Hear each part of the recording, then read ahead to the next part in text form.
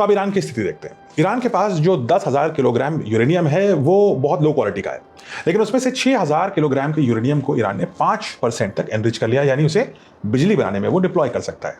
इसके अलावा 184 kilogram uranium 20% तक एनरिच है, यानी रिसर्च लेवल तक माना जा सकता है। लेकिन सबसे ज्यादा चिंता की ये बात है यूएस के लिए कि ईरान के पास लगभग 440 किलोग्राम यूरेनियम है जो रिसर्च से ऊपर जा चुका है, 60% लेवल पर है, 90 पर नहीं है लेकिन 60 पर है। और यही वो स्टेज है जहां वेपन ग्रेड के ईरान बिल्कुल करीब पहुंच चुका है, क्योंकि 60% वाला जो स्टॉक है वो यूएस का नाइटमेयर बन चुका है।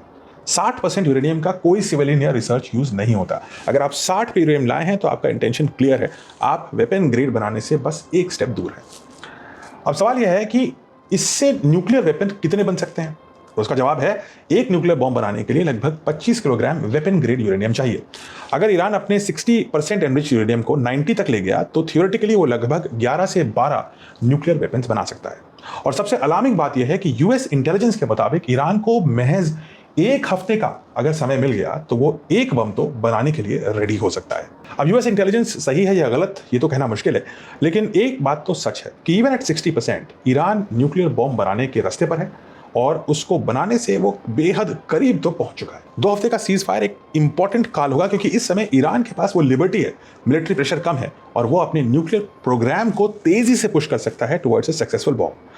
हमें देखना होगा कि अप्रैल के एंड तक या मई की शुरुआत तक क्या ईरान वाकई एक न्यूक्लियर बॉम्ब को एक्सप्लोड करके दिखा देगा, या फिर अमेरिकन इंटेलिजेंस हर चीज़ को बस ओवर इन्फ्लेट और एस्टिमेट कर रही है।